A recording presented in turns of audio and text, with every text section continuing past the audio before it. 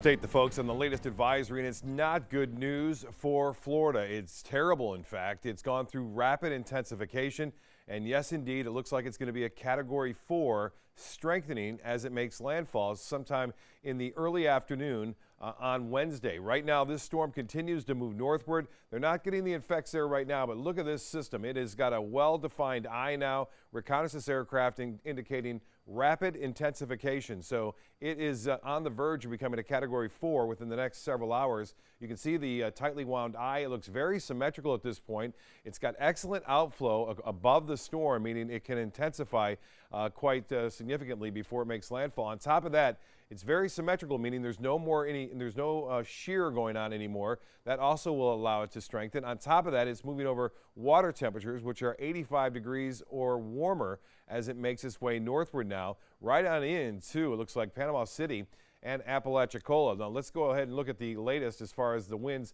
125-mile-an-hour sustained winds now, wind gusts up to 155. It's still moving to the north at 12. Eventually it's going to make a northeasterly turn as a trough of low pressure catches up to it and bends it off to the northeast.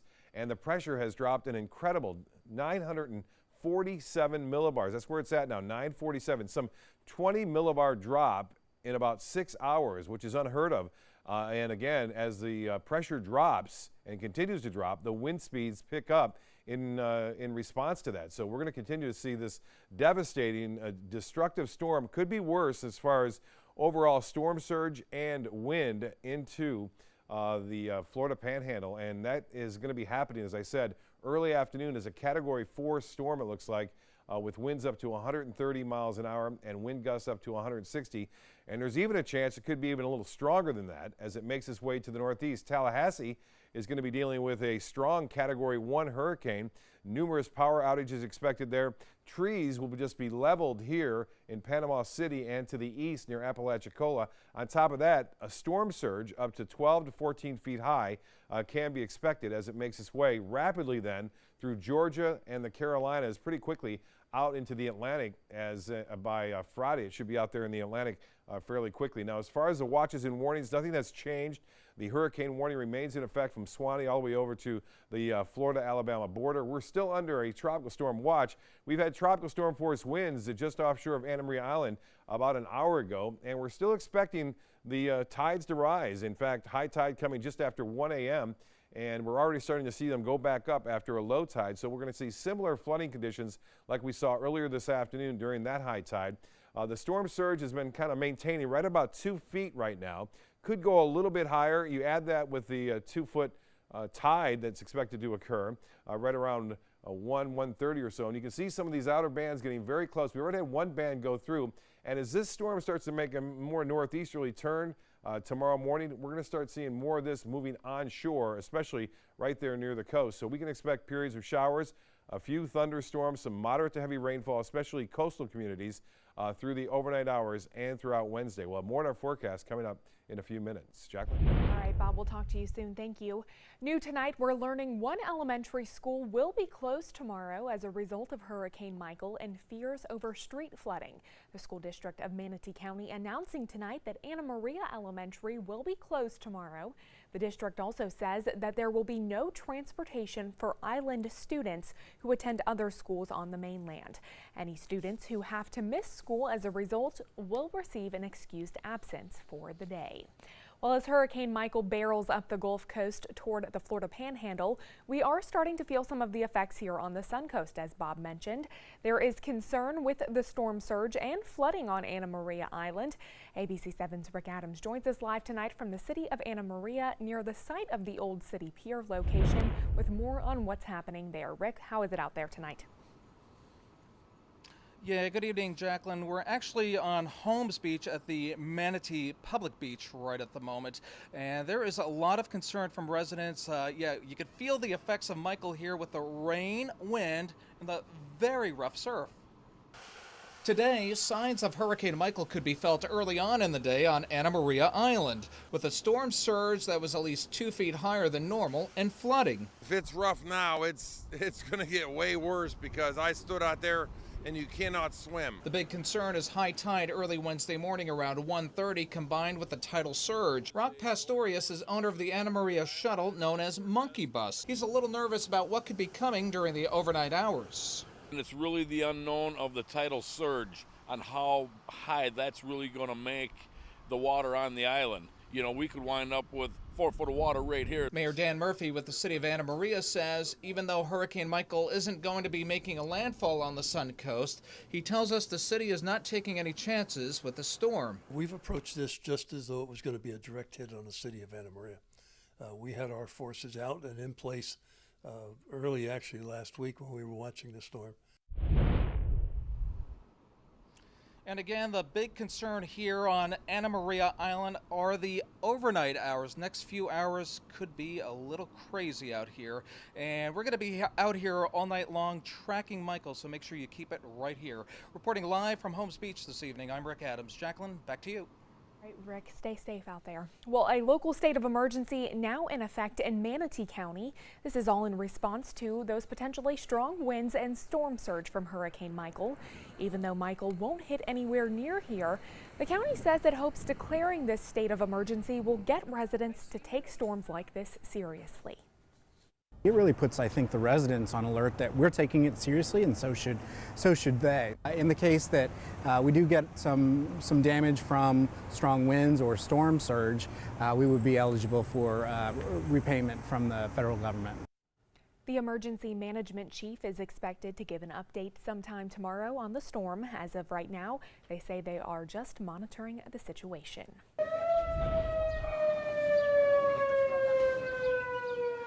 What you heard right there was warning signs earlier today in Cedar Key. That's about 3 hours up the coast from downtown Sarasota.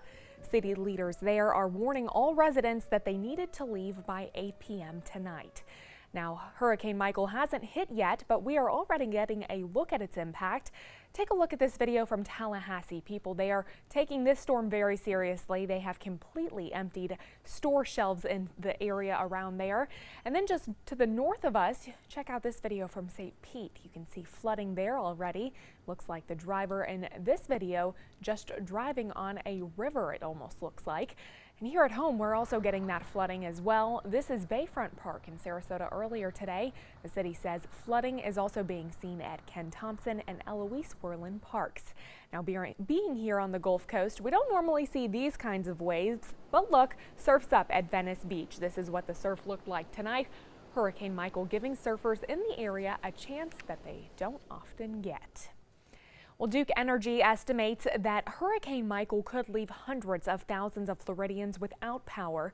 The electric company estimating about 100 to 200,000 outages. They got those numbers based off a storm modeling tool. With that kind of impact, the company says it has mobilized 7,000 personnel. Here on the Sun Coast, Florida Power and Light standing by. If you drove by the Sarasota County Fairgrounds today, you may have spotted this fleet of FPL trucks. They are ready to move out as soon as that storm passes. And already states of emergency have been declared in Florida, Alabama, and Georgia. Mandatory evacuations also in effect in some areas, including Panama City Beach, Florida, where we find ABC's Elizabeth Herr with the very latest. Hurricane Michael intensifying in the Florida Panhandle, preparing for a monster storm. The storm is dangerous, and if you don't follow warnings from officials, this storm could kill you. Michael's power already on full display off the coast of Cuba. For hundreds of passengers on board the Empress of the Seas cruise ship, all safe but still in awe. We battled 13 to 15 foot swells last night. There were heavy rains at point. There was lightning out in the distance. The storm already leaving Central America devastated, killing more than a dozen in the region. Here in the U.S., most residents in Michael's path are heeding the warning from officials to be prepared. Stocking up on food and water while moving anything and everything out of harm's way. I don't want it to sink. I just hauled it back to Georgia and rebuilt the thing. Across Florida, there are voluntary and mandatory evacuations, with officials stressing their concern is the storm surge. The potential of 12 feet of storm surge in some areas is just deadly. You're not going to survive this. Don't take a chance.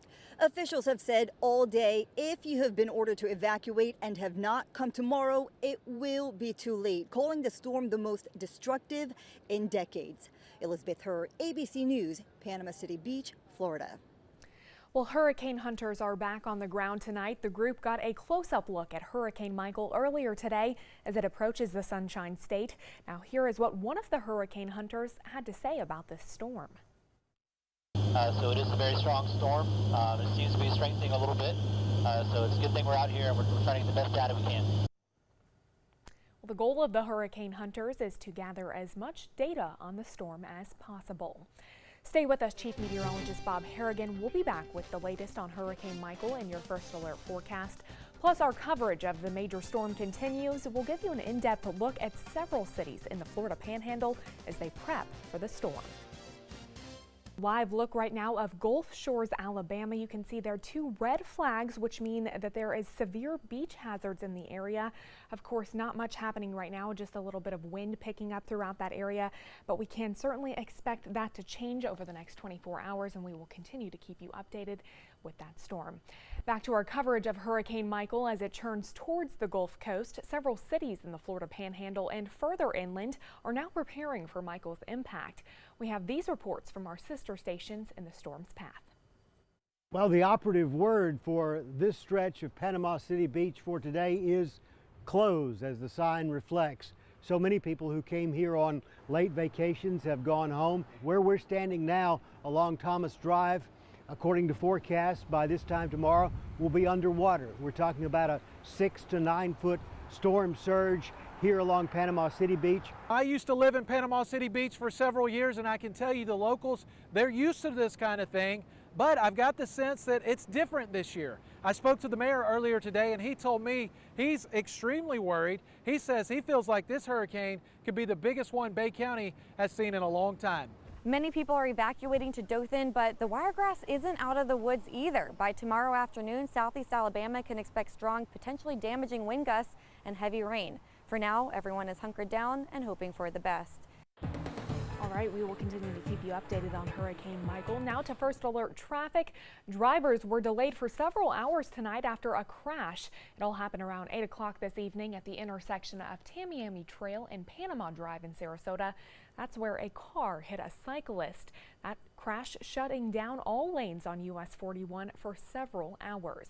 Now the cyclist has been taken to the hospital with serious injuries. No word on whether or not charges have been filed against that driver. Well, the owner of the limousine company involved in the deadly crash that killed 20 people in upstate New York was an FBI informant. The Pakistani national was convicted of fraud while working as a translator for the motor vehicles in Albany more than a decade ago. To avoid deportation, he agreed to cooperate with a federal investigation into another person. He then became a paid FBI informant in 2007, helping locate Muslims involved in plots against the U.S.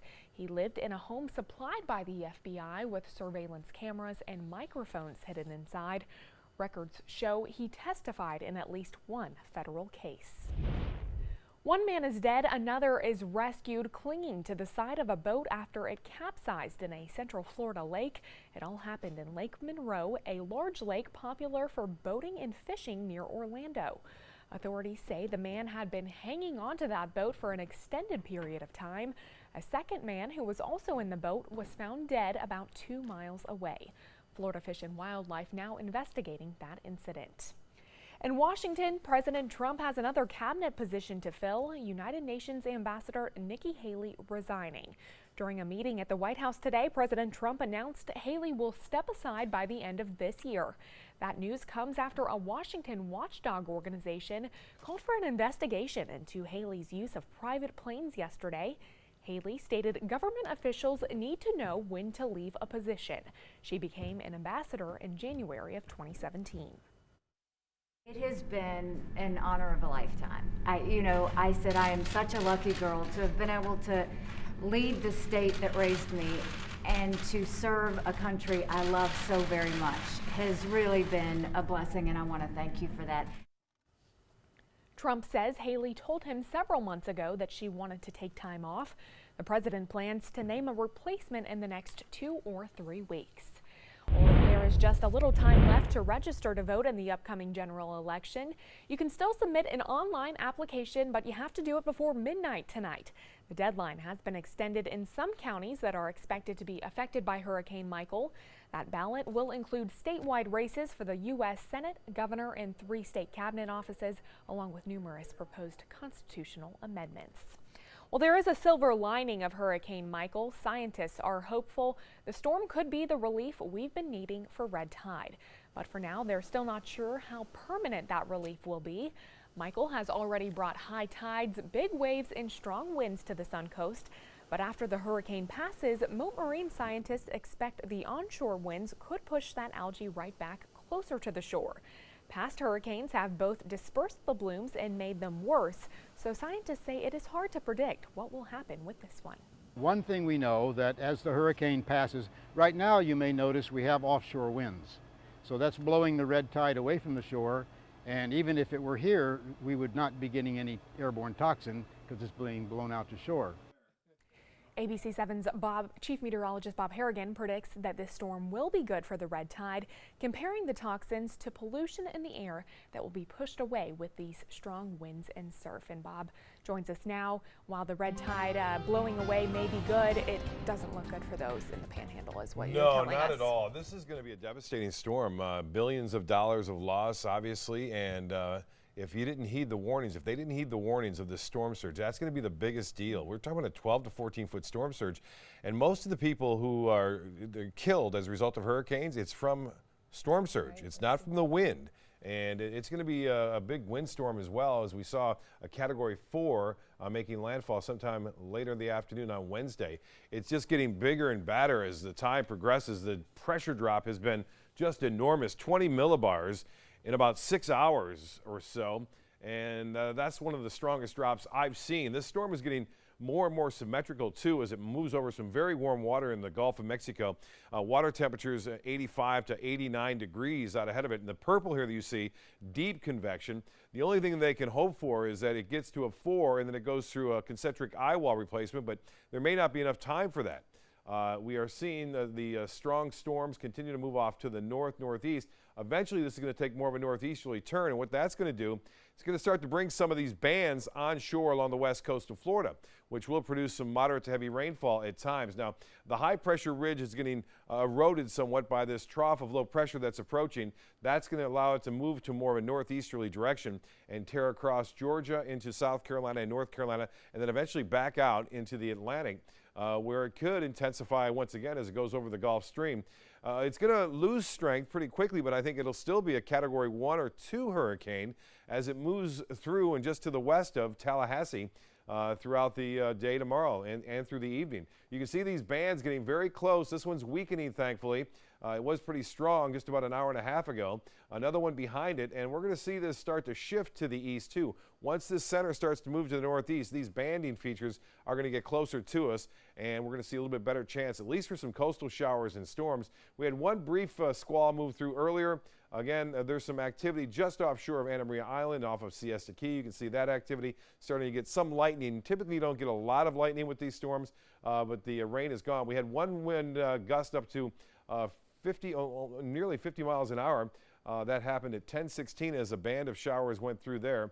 And again, nothing going on at Siesta Key. Things are quiet there down into Fort Myers for the time being. But when the storm starts to turn to the northeast, is that I think we'll start to see a little bit more of a chance of getting some of these feeder bands working their way onshore. So Port St. Joe, Panama City, it appears that somewhere there it's going to make landfall. But all the storm surge is going to be to the right of that, and especially near St. Mark's. Tallahassee, as I said, could see 100-mile-an-hour winds there, not out of the question.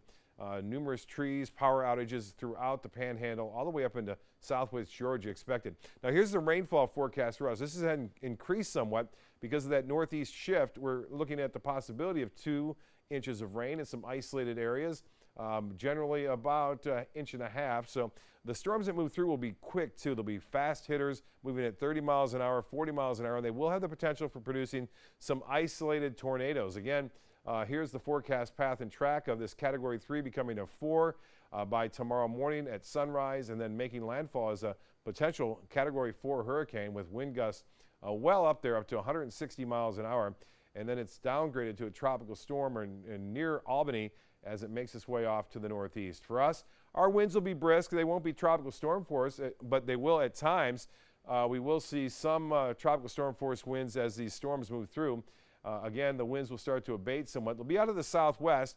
We are expecting high tide right around 1 to 1:30, so that'll be an issue for us again. And then again, another high tide at 2:28. That may not be as bad, but we'll have to wait and see how those southwest winds do. Here's the extended forecast then.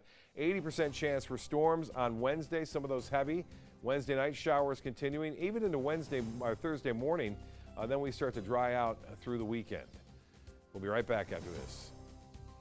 Tonight, it's a rockin' new Kimmel when Dua Lipa surprises Jimmy. Plus, Jennifer Garner from A Million Little Things, Romany Malco, Carrie Underwood, and Mean Tweets Music Edition. Miley Cyrus is a smelly pirate hooker. Jimmy Kimmel Live, new tonight on ABC.